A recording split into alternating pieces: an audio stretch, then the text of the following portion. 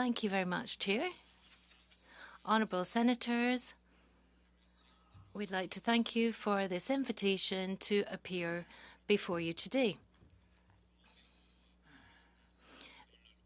My mandate is to provide impartial, independent analysis to help parliamentarians to fulfil their constitutional role, which consists of holding the government accountable.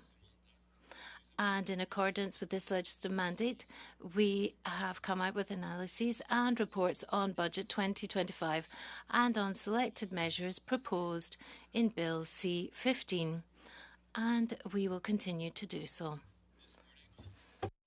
Independent cost estimate of the Personal Support Workers Tax Credit, as well as an analysis of Build Canada Homes and the outlook for housing programs under Budget 2025. We estimate that the temporary refundable Personal Support Workers Tax Credit proposed in Budget 2025 will cost $1.4 billion over the next 5 fiscal years. Our latest report on the outlook for housing programs finds that from 2025-26 to 2029-2030, Build Canada Homes plans to spend $7.3 billion, with $6.7 billion in new funding. Including loans and asset development, total planned disbursements will reach $13 billion, of which about $11.6 billion is new money. We estimate about 26,000 units will be created over the next 5 years, a 2.1% increase in housing completions relative to our baseline projection. In the coming weeks, we plan to publish additional analysis related to Bill C-15, including an updated cost estimate of the Canada Dental Benefit and new Canadian Dental Care Plan, an analysis of the Accelerated Investment Incentive, which provides an enhanced first-year write-off for most capital assets, an analysis of the Enhanced Scientific Research and Experimental Development Tax Incentive Program, and our assessment of the government's $1 trillion investment target. Nous sommes tous disposés à répondre à vos questions sur notre analyse. We would be pleased to respond to any questions you may have regarding our analysis of Budget 2025 and Bill C-15. Thank you. Thank you very much, Mr. Jacques. And we will be calling you back as a witness after the holiday period following the publication of these updates. And so we'll start with Senator Marshall. Thank you to the Parliamentary Budget Officer and his staff for being here this morning. My questions are on Bill C-15, so I'm hoping you'll be able to help me with a few of the divisions I have questions on. And the first one is Division 38 under the Borrowing Authority Act, and the government has indicated that it's proposing an amendment to raise the debt ceiling from $2.1 trillion to $2.5 trillion, which is quite a significant amount of money, especially since they raised the ceiling, I think it was just maybe 18 months ago. So have you looked at that? I'm curious as to whether you have a continuity that shows how they arrived from the $2.1 trillion up to the $2.5 trillion, and if there's a buffer in there and how much the buffer is. Do you have any information on that, like the composition of the increase? We haven't prepared a complete reconciliation. At the same time, we also noticed the proposed increase, and so we did look at it to determine, based upon our medium-term forecast of the government's deficit and their borrowing requirements, whether the proposed increase would be adequate to accommodate that. And from our perspective, based upon our first review, it seems to be reasonable. Okay, so that's for the next 3 years? Is that, so do you have the continuity, like how they got from the 2.1 in previous years? They've indicated how they've gone from, you know, the old ceiling to the new ceiling. Do you have that information? We do not have that information, but we can certainly go back and we can certainly find it for you. Yes, okay. If you have that, that would be very interesting. I'd be interested in that. My other question involves some of the divisions under Part 5.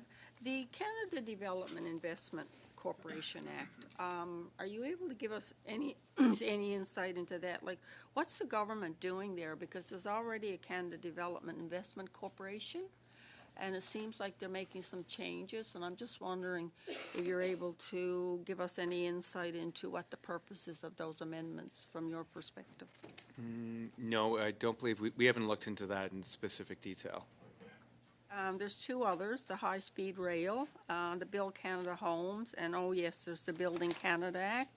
Have you looked at either of those? On high-speed rail, the answer would be no. On Build Canada Homes, the answer is yes. Okay. For Build Canada Homes, have you looked at the aspect of accountability to Parliament and whether there's sufficient information going to Parliament on that? On the programs that are going to be administered by Build Canada Homes? We did, and it's certainly something in terms of the legislative structure and the way it was being established. We had, because it is slightly different from a government department, we had questions around that. I would say, based upon the report that we published this morning, we were able to obtain, I would say, more than adequate information to have a good sense directly from the department and the organization regarding what they plan to spend on through our standard powers of information request. So I think certainly as an agent of Parliament, as an interim agent of Parliament, I think we're in a good position to support the committee in terms of their understanding of what's going on within that organization. And did you come to any conclusion as to whether there's a adequate reporting structure to Parliament? Because what I'm finding, some of these organizations that are sort of off to the side, like the reporting structure and the accountability to Parliament is not that strong. It's different. And I would say it's a good question. Our perspective, I guess my perspective is certainly informed by, are we able to obtain the information necessary to produce analysis for parliamentarians? And in the case of Build Canada Homes, the answer would be yes. In the case of, to take another example, so the new Defense Investment Agency, in that situation, the answer is no. So we've asked, about a month ago, we asked for basic tombstone information regarding what's the budget, how many staff do they plan to have this year, some basic characteristics around standard object spending, and it's been crickets for the past 4 weeks. So in that situation, I would say our ability to obtain information to provide to Parliament is definitely limited. Yeah. Have any time left? No. Okay. Thank you. Round 2, if we have a round 2. Thank you. Great. Senator Forêt. Merci, Monsieur le Président. Merci. Thank you, Chair, and thank you for being with us today. I have a first question on the tax credit for the personal support workers, the PSWs. What's the strategic objective of this tax credit for personal support workers, and what type of worker will actually be covered by this program? Thank you for the question. According to the legislation, it will be workers working in an institution or facility, but not including nurses. So everyone other than nurses. OK. Et pourquoi le financement de cette mesure provient? And why would funding for this measure be partially sourced from funding previously announced in 2023 to increase the wages of personal support workers? And why is a great deal of this funding largely not used yet? I think that question will best be answered by the Department of Finance. We don't have an answer for that one. OK. Monsieur Jacques, selon vous? Mr. Jacques, what are the measures that you really need to concentrate on in terms of risk management when assessing the costs and your analysis of C15? I think that in general, there's an existing framework in the Canadian government to assess risks and how to manage costs for certain programs. I think it begins by having a good cost estimate and then some modelling with reasonable assumptions where the government and my office publish these each year in a transparent way so that we can share these assumptions with the general public and external experts. After that, we have to assess the actual data and assess the results each month. So the results obtained by the Government of Canada, and assess the impact of a given program and look at the forecast and how that matches up with reality. And at the end of the day, there's also the Auditor General who's there to assess the auditing of programs. According to you and your initial analysis, there's no specific measures where you think there's a risk of cost overrun, or there's a particularly risky measure that we really need to concentrate on. So all of the measures you think are basically equivalent in terms of the cost-benefit analysis? Well, personally speaking, with Bill C-15 specifically, we haven't identified any particular concerns related to risk management. We are not experts on risk management throughout the Canadian government, in particular with cost estimates and changes in the taxation system and the new transfers to the public. I think the situation is working well. In the past, we've seen certain big mistakes, and that was often where there was an innovative program, such as the dental care program, something that's new for the Canadian government, where there's no perfect data yet. And because of that, sometimes there are some difficulties to establish precise forecasts on the results to come. Thank you. Senator Cardozo, please. Chair, I'd like to come back to the personal support workers tax credit that my colleague just raised. My sense of it is that, so this tax credit applies to, as noted in 122.93, that it means eligible healthcare establishment means a hospital, nursing care facility, residential care facility, etc. Essentially, institutions. But my sense is, and I may be wrong, but that a good number, if not the majority of PSWs, work outside institutions. So work in people's homes, either individually or through agencies, either private sector agencies or governmental agencies. Are none of them covered by this, as you understand it? Yes, as we understand it, no. But for our calculations, we actually included the universe of individuals who are personal support workers. So our numbers actually include those individuals as well. So it includes our costing, individual yes. PSWs Yes. who are just doing it themselves, yes, between themselves and the client. And that is 1.4 billion per year? No. Or for the next 5 years? Yeah. I don't want to, this to sound rude, but why would you do it that way when it doesn't include people who are not in institutions? We did it, thank you for the question. We did it that way because of the way the data was collected. So the data doesn't break out whether they work in an institution or not? No. I would also add, one of the other considerations in the preparation of the cost estimate was there's only one other cost estimate out there, and that's from the Government of Canada in Budget 2025.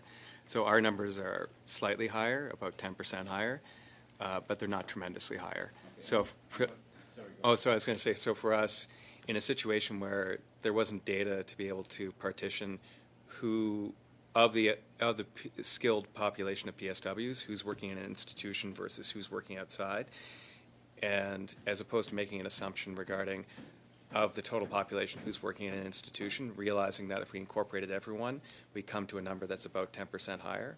We thought, you know what, 10% in our line of business for a brand new tax credit that we haven't seen before, it means that it's pretty much the same number as finance without having to make an additional assumption regarding who precisely would be eligible. So if it's only 10% difference, is it your sense that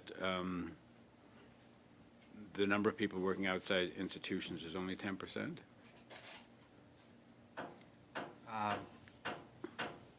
We're not sure exactly on the numbers working outside the institutions because the survey only looks at people in that sector and not exactly at the location that they're working. Do I have another minute? Or? Yeah. So, we met.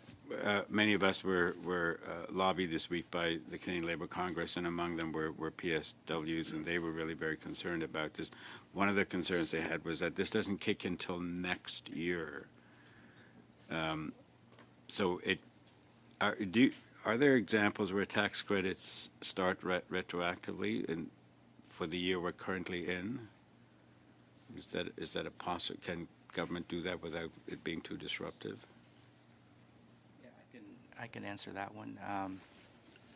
So usually the effective date is usually from the announcement made by the minister. Okay.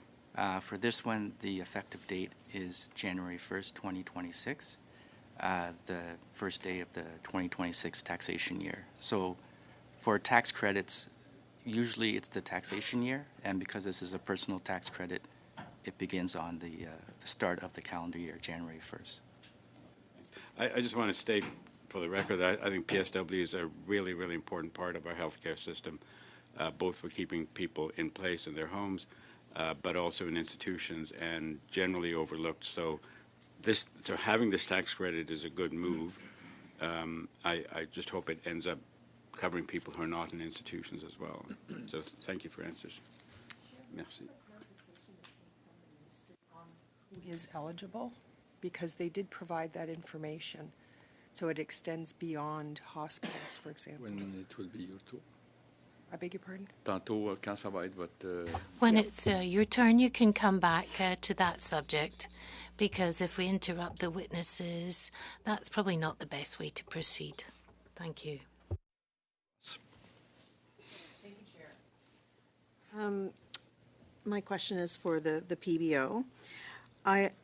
Not that long ago, you said we were looking out over a cliff, but in your report on the budget, you state, based on Finance Canada projections, current fiscal policy in Budget 2025 would be deemed sustainable over the long term. And so, just with your own office's report, I'm just wondering what caused those initial comments and what has changed your opinion? Sure. Thanks for the question. So the initial comments were based upon the numbers we were looking at in September.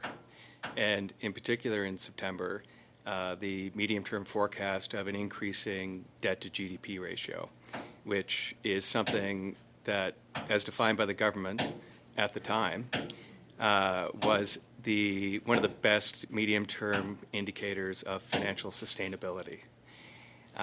And also important for securing or maintaining Canada's AAA credit rating. So looking at the medium-term forecast in September, we saw the debt-to-GDP ratio was increasing over the next 5 years. In addition to that, we also didn't include about roughly $100 billion of spending per annum because it wasn't fully clarified at that point. So that included about $20 billion of election commitments, as well as the NATO 5% commitment, which the government is publicly committed to, but we're still in a position where we don't have sufficient detail on that. So at that point, looking at the government's definition of sustainability, looking at the numbers in terms of the net spending that we couldn't include, it definitely raised concerns regarding sustainability for one of the government's key fiscal anchors. What's changed since then is Budget 2025. So as we see in Budget 2025, over the medium term, so over the next 5 years, the debt to GDP ratio is in fact going up. That said, the government has produced a longer-term forecast over the next 30 years, which indicates that the debt-to-GDP ratio is pretty much stable. It's like flat over a 30-year period of time, which indicates by, again, the traditional measures that one would look at, things look fiscally sustainable. I would say it's fiscally sustainable, and a chart that we have in our budget issues note, when you look at the previous 30-year forecasts, you can see that all of the additional room or space that was there previously in anticipation of the debt-to-GDP ratio declining over a 30-year period of time and creating additional room to maneuver, that's gone. So we're now in a very different situation where the next time there's an economic shock or something happens, instead of being in a situation where there is additional fiscal space or additional wiggle room, the government will likely need to go out and borrow additional money, and which in turn will increase debt levels and increase the debt-to-GDP ratio, which might stabilize at a higher level. It's a very different situation than we've seen over the past 30 years. I would say it's definitely a change in fiscal anchors. I would say it's a change in fiscal policy, which wasn't discussed meaningfully on Parliament Hill. Between the Prime Minister's statement the third week of September in the House of Commons indicating that there was a debt-to-GDP anchor that was part of the government's fiscal policy, to the first week of November when the fiscal anchor, that debt-to-GDP anchor, was cut. If you were to give, do I still have time? Yes, you have 30 seconds. If you were to give advice to us as to what we should be focusing on in these meetings that we're having with government officials, what would you suggest might be an area of focus that would be the most helpful to our deliberations? The raison d'etre of our office is transparency and fiscal transparency. I would go back to a comment made by your colleague with respect to the debt ceiling or the borrowing authorities. I think that's a mechanism that works very well, where the government needs to come to Parliament. They need to ask for legislative authority to increase the debt ceiling. There can be a discussion around it. Senators and parliamentarians can look at it in detail. There's nothing similar around fiscal anchors. And I think in a situation where, certainly for ourselves and for a lot of other people, we just naturally assumed that the fiscal anchor that we've seen over the past 30 years that's used widely in other countries would always be here. And now it's no longer here, and it happened without any discussion. I think that's the type of thing where having senators or having the Senate put additional guardrails in place to ensure that if there are additional changes that are happening, there's space or there's a default mechanism where Parliament and the Senate's going to discuss it. Similar to the issue with respect to the definition around capital budgeting. It's the government's in charge. They need to obviously propose, and then once approved by Parliament, they need to actually implement the budget. At the same time, around these very primordial definitions of how the budget's going to be managed, ensuring that there's clarity around that and ensuring that there's, informed consensus or informed consent by parliamentarians, I think that would certainly be helpful. Merci beaucoup. Senator Dalphon. Senator Dalphon, please. Thank you, Chair.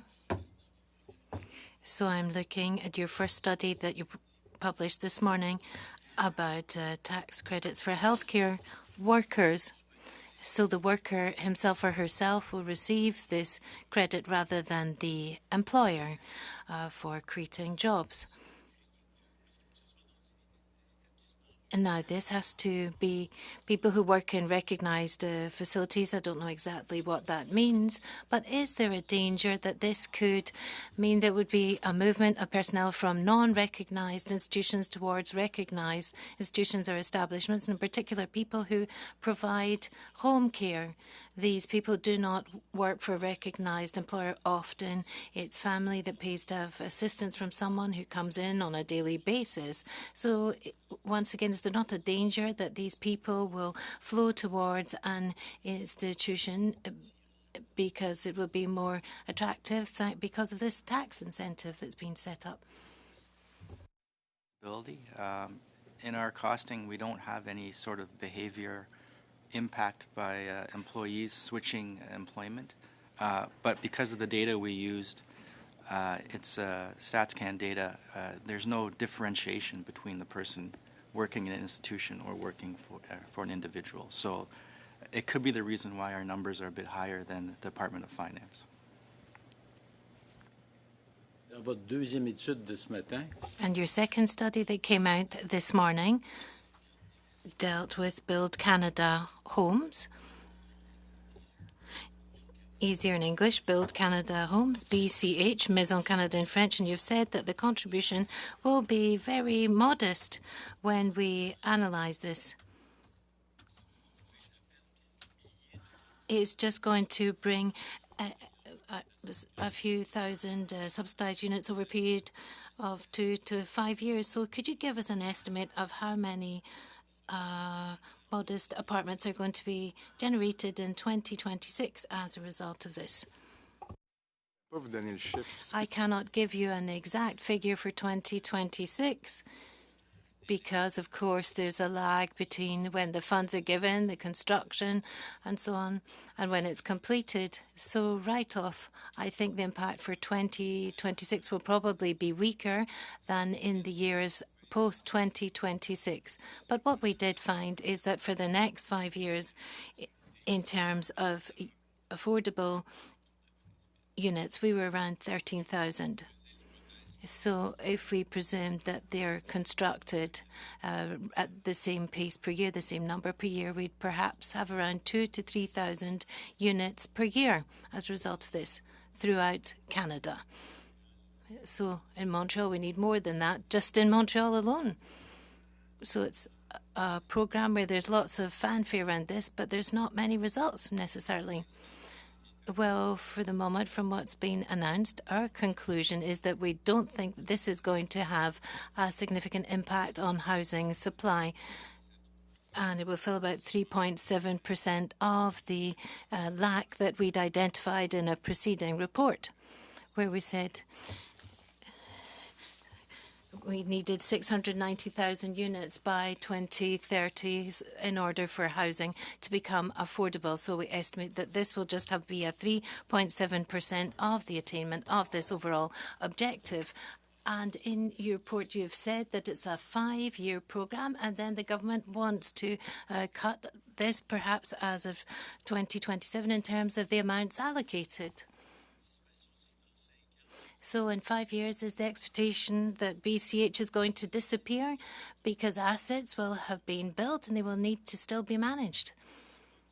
Answer: I don't think we're expecting Build Canada Homes to disappear in 5 years' time.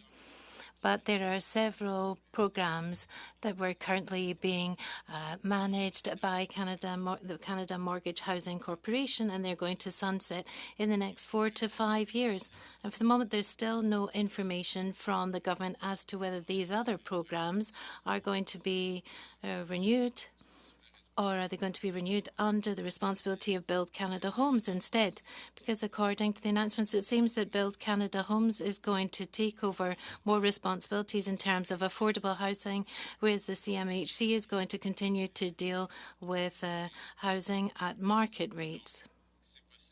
So it's possible that there will be other announcements and new programs that will come out, because it's the National Housing Strategy that was set up for 10 years that's going to come to an end in the next few years with its programs. But we don't have any information as to what's going to happen next. Are some of these programs going to be renewed under the aegis of Build Canada Homes? Are new programs going to be announced? We haven't got any information on that yet. Thank you. Thank you very much, Senator D'Alphonse, and now Senator McCann. So you touched on this briefly earlier, but I wanted to expand a bit. Your report, Budget 2025 Issues for Parliamentarians, you indicated that based on the long-term baseline projection in Budget 2025, there's limited fiscal room for the government to reduce revenues or increase program spending while ensuring the federal debt-to-GDP ratio in 2055-56 is at or below its initial 2024-25 level. So I'm wondering Did you look at other indicators or trends that might address fiscal room besides the debt to GDP ratio? Like, did you look at a suite of indicators, for example, accumulated deficit to GDP or debt charges as a percentage of revenue or net debt per capita, those kinds of indicators that would all, point to trends in, flexibility to address shocks that might occur or in the system kind of thing? Yes, based upon what you said, the short answer is all the above. Yeah, and it's something.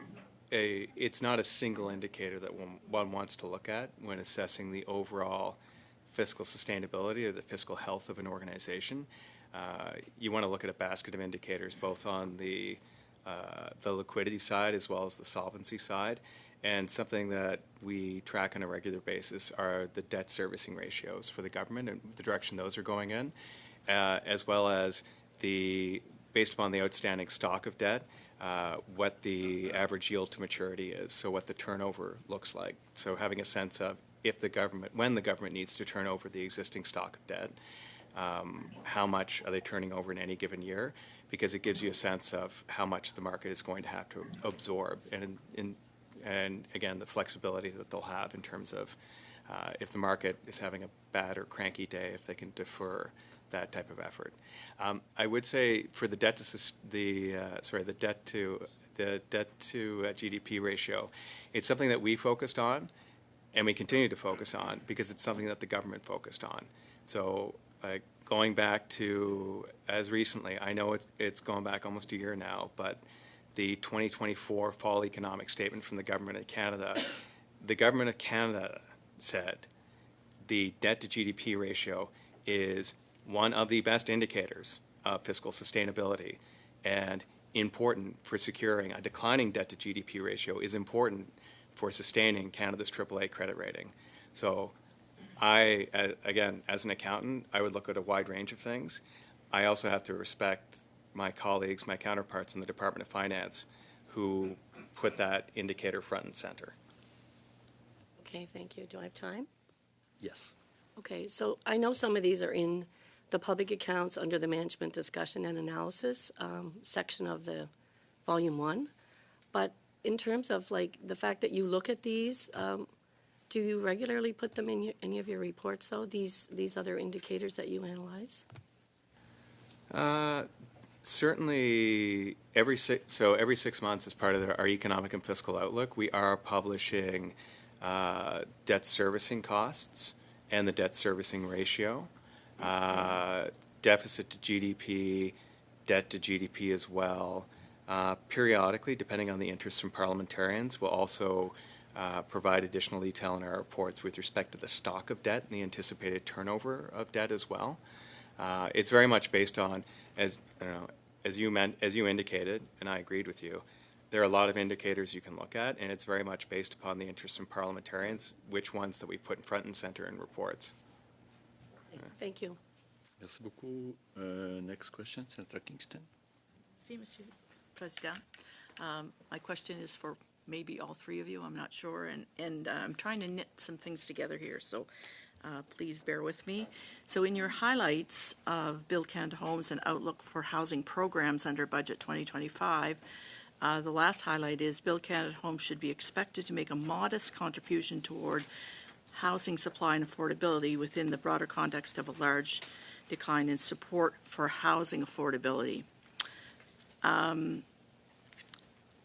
this is not a new concern of mine, but yes, infrastructure is absolutely needed, but in the case of deeply affordable housing and the people that need it, there is certainly a portion, and they may be a small portion, but it's very significant to our systems that require support for their housing.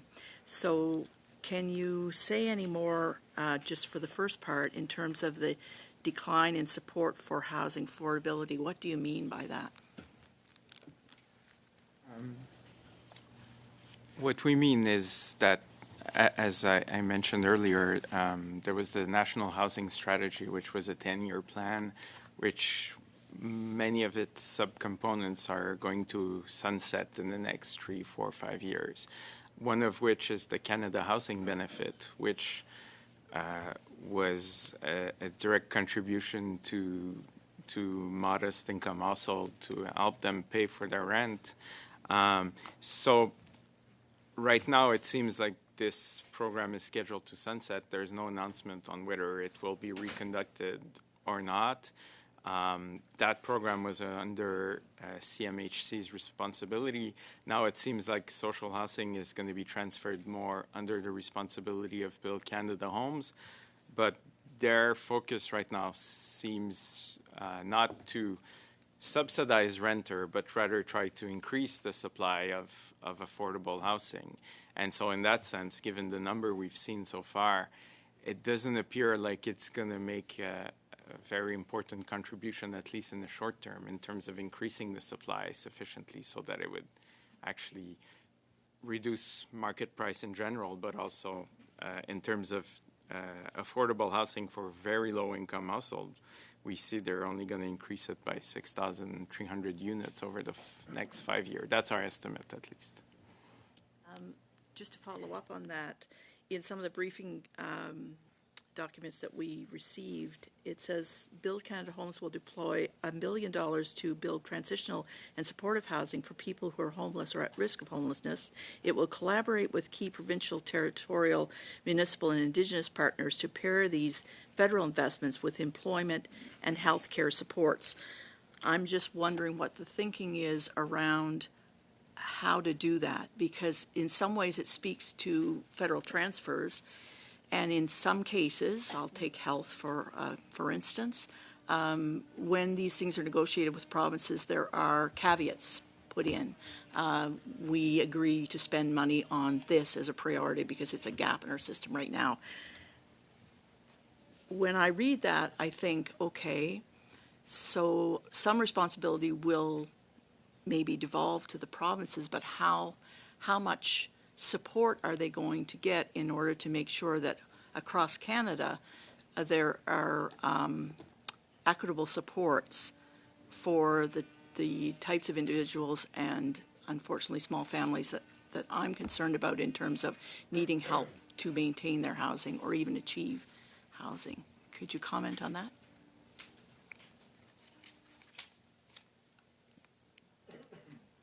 I don't know if I have any comment. Yeah, no, I think based upon the information that we have right now, we're not in a good position to comment on that. Once Build Canada Homes publishes more information and shares it with us, we'll definitely incorporate it in subsequent reports for the committee. Okay, you have said, however, that you see a decrease. Oh, here it is. For grants, contributions, and loan concessions, HICC intends to prioritize projects with deeper affordability commitments if other factors are equal, blah, blah, blah, and then that there would be a decrease in the supportive spending at the same time. Well, that's, and again, going back to my colleague's point, it's within the broader context of Budget 2025. So there's the announcement for Build Canada Homes, and within the broader context of what Build Canada Homes is trying to achieve in terms of increasing housing supply and addressing housing affordability, there are the Budget 2025 cuts, for which we've requested details with respect to what's being cut and what's the status of sunsetting programs. At this point, the government, we kind of agreed to disagree. The government's declined to share any immediate information with us based upon what's in the public domain at this point. So looking at the corporate plans from CMHC and the departmental plans from other government departments, and the annex in the budget, which provides a qualitative assessment of the spending reductions for CMHC, it's evident that there are going to be substantial, if not addressed, the current public data indicates that we're on track for a substantial decrease in spending in this area, in federal spending in this area. Senator Gignac. Senator Gignac. Thank you, Chair, and welcome to our witnesses. We'll continue with the Build Canada Homes. It's interesting from an intellectual point of view. If I've correctly understood, you're saying that in terms of the budgetary impact of the BCH, it's 7.3 billion over 5 years, and it's only 26,000 new cumulative units over 5 years that will be created. So according to what you've said in your study, the number of units completed will be marking a 2% increase compared to if nothing had been done. So I got out my calculator, and I was at $250,000 per unit. Am I correct in my calculations? So $253,000 of government spending of public funds per unit. It seems quite expensive to me. Yes, it's roughly around that level. We based ourselves on former CMHC programs that also funded the development of similar housing, and we took the costs of those programs. I think we data on all of the projects completed and underway up until the 30th September 2023, if I remember correctly, and then based on the cost of existing projects funded by other government programs, we took the average and we roughly fell around there. In the notes at the end, we've got the exact figure that we used. So, for example, for phase 2 of the Rapid Housing Initiative, so I don't have the term in French, from the CMHC. It cost $272,000 per unit. So we used that type of data for calculations. Question, why? And this is vis-a-vis the government. I know you can't speak on behalf of the government, so I'll put it differently. In Budget 2024, they had increased the amortization rate from 4 to 10%, and that was a measure that was 1.8 billion over 5 years cumulatively, and I think you brought out a study on that. I can't remember what your exact estimates were for the extra housing that could perhaps be constructed by going from 4 to 10% for the accelerated amortization rate. Certainly it was a lot cheaper than Build Canada Homes anyway. Now, I can't quite remember the amount, but it's true that we did come out with a cost estimate on that. But I don't have that. I can't remember how much extra supply it added. Perhaps afterwards, based on your calculations, could you tell us how many extra housing units you had estimated that was going to bring to the Canadian economy with that tax measure? Because we're going to question the minister as to why he's taken this path of replacing the CMHC with Build Canada Homes. And it comes still to around 270,000 units compared to the other approach, where I think there was less red tape and less officials involved. It was the private sector. And if it was working in the past, I don't understand why we've had this change. So perhaps you could enlighten us on that. Now, this depreciation, it was for all of the new housing that was built and not necessarily the lower cost housing. Yes, so it was for new housing that was eligible for rental purposes. So we went from 4%, but it was the whole portfolio. It wasn't just for affordable housing. No.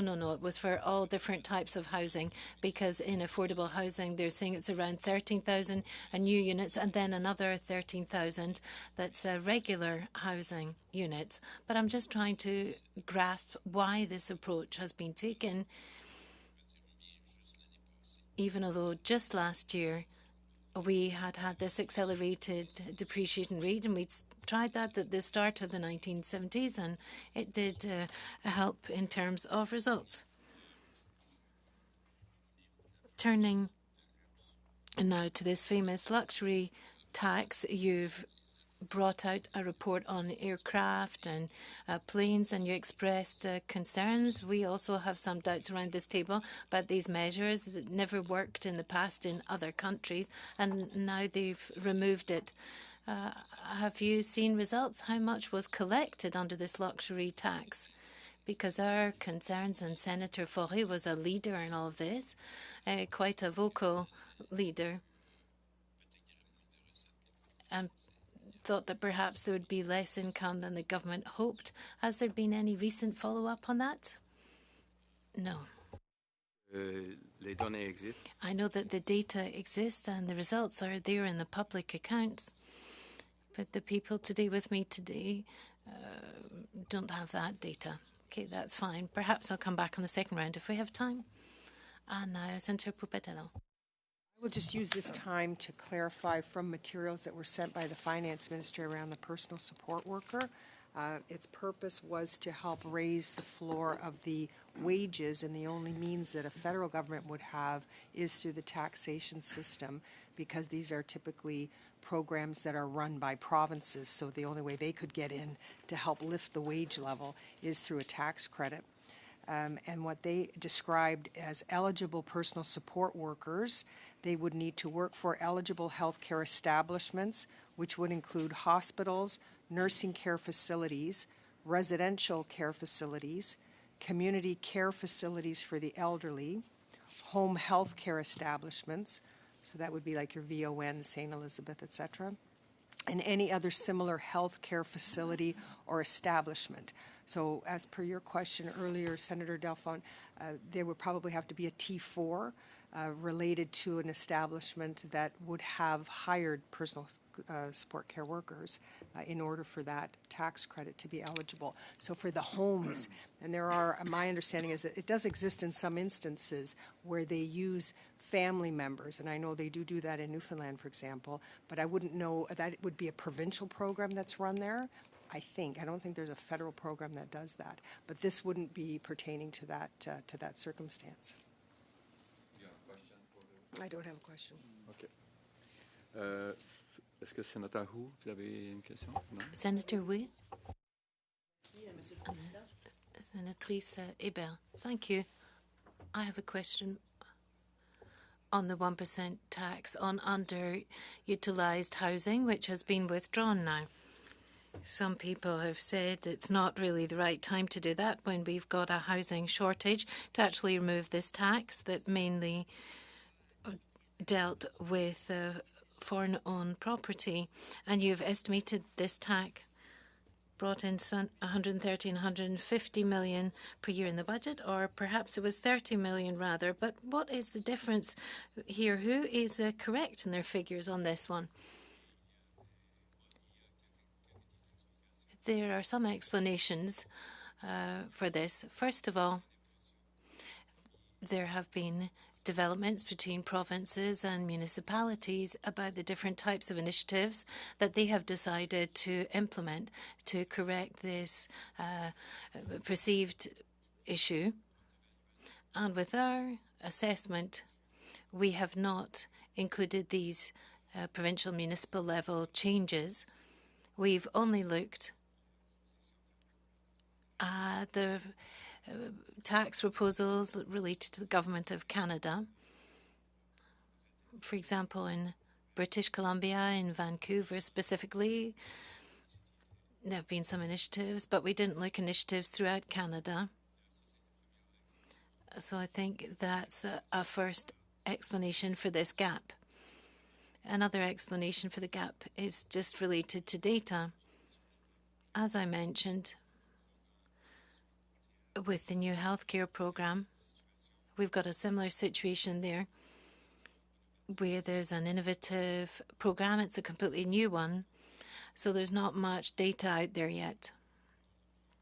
We're a bit in the fog. Sometimes there's bigger gaps between the estimates and the actual results. Thank you.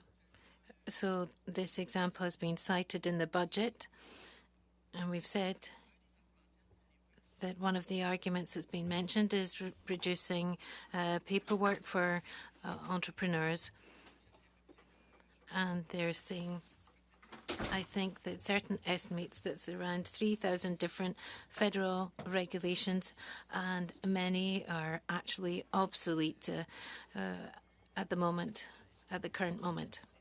So are there any studies that have been carried out by your office on the administrative cost of all of these regulations for the government and the savings that we could make if we really tackled reducing this administrative burden? In general, no is the answer. And there are reasons for this. In our opinion, the Government of Canada is doing good work when it comes to assessing costs related to paperwork and red tape. We have the feeling that there wouldn't be increased transparency for senators if another estimate came out from us on the government's public accounts. You're talking about the cost of paperwork for the government to administer all of these regulations for the government or for businesses? For both, actually. Because when we're talking about administration and internal administration for the government of Canada, it's possible to have a proposal to implement a new tax, for example, but it depends on the type of tax, the beneficiaries, the people who have to pay this. There could be a big gap there in terms of administrative costs and estimating them. We can come up with estimates, but at the end of the day, the Government of Canada is in a better position than us to calculate all of that. But if you've seen big gaps in the past, and if you think there's a lack of transparency, then that is part of our mandate to provide you with more data and to give you more analyses if there's an interest from your committee to do so. Well, I'm not presuming anything at this stage. Thank you. Thank you. I've got a question on the early retirement for public servants. It's been said it's going to cost $1.5 billion, and this is going to come from the pension fund. And I imagine there's some surpluses in that superannuation fund. And that's going to save $82 million per year for the Canadian budget. Well, it seems rather striking because we're talking about people taking early retirement 5 years in advance, 5 times 82 million for 10, and it's going to cost 1.5 billion to the superannuation fund to make these small savings. It's rather strange, and it's being drawn from the pension fund. So have you looked into that? Have you seen whether the 1.5 billion is just the employer's contribution, or is it the employer-employee joint contributions? So how do we actually manage to get 1.5 billion out of the pension fund? Have we talked about this with the unions? Is it SPAC that's managing this? Are there negotiations underway? It all seems rather vague. And then the cost-benefit analysis, it seems very high. Thank you for that question. We haven't directly put a question to the Government of Canada on this proposal, which is part of Bill C-15. But we are aware of this because last year we published a report about the surplus on the pension fund for officials, and we've identified the fact that there is a big surplus there. And this surplus is continually growing. And there is a legislative obligation and legislative duty to correct that. And so with the 1.5 billion, that amount, it comes from the surplus with the contributions of officials and also the contributions of the Government of Canada together. It's basically a benefit for officials, but it's also a duty for the Government of Canada. And with that type of plan, it's also an obligation for Canadians to pay the operational and administrative costs for the Government of Canada to be managed correctly. So there is this word, surplus, excess. It's basically Canadians' money, the 1.5 billion. Then on the savings side of things, we've looked at this briefly, and we've tried to compare the same type of program that existed back in the 1990s. And the savings estimate is quite reasonable. It's roughly at the same level as back then. As we mentioned in the past, with this type of proposal, and the Government of Canada's ideas to make cuts to its public servants. It's far more effective and efficient if the Government of Canada tried to identify the programs that are not priority ones, that are perhaps not so efficient anymore, rather than deciding to implement more general, broad changes. Because in our current situation, I can see I've got two people here that are over 50. They're extremely competent, and I would say, no, I don't want to lose these incredibly competent people and say, bye tomorrow, enjoy your retirement. And I imagine that's a similar phenomenon throughout the Government of Canada. You've got people who are a bit older, a bit more senior, have got a great deal of experience. And in fact, it would be better to keep this type of capacity and human resource. But the $1.5 billion, says Senator Carignan, we don't know whether it's the employer's contribution or the share that also belongs to the unions. We don't have that breakdown, that detail. Answer. According to a study last year, it's a bringing together of both. It's not split. The surplus is not broken down. So we could reduce the employers' and employees' contributions. They could have made billions in savings by doing that and letting people leave then when they're due for their pension instead.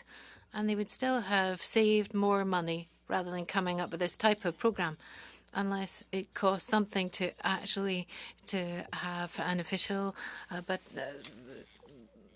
more than his wages. The question of productive, well, they did this in the past to reduce the contributions for the employer and employees. They tried that, and they've announced that they're going to do that too in the years to come. And that's a way of saving more operational expenses for the Government of Canada and increase the capacity of the government to respect their budgetary limits and make sure that there is a balanced operating budget in 3 years' time and make that more simple. That's another option, something else we could do with this surplus. With the $1.5 billion, instead of having this type of early retirement program, there is another option for the Government of Canada to allocate that money to further reduce the payments that the Government of Canada has to make each year towards benefits. Senator Marshall, you've got a follow-up question. I think that's going to be the last one for this round. Mr. Chair, in the report that you released this morning, talking about the personal support workers, you're saying that the workers in Newfoundland and Labrador are ineligible due to existing bilateral agreements. Can you just explain that and tell us what the bilateral agreements are? Thank you for the question. I don't know if we... yes, we did say that. We'll have to get back to you on that. Yes, that's fine. If you just send it to the clerk, I'd be interested because I know people are going to ask me. Yeah, thank you.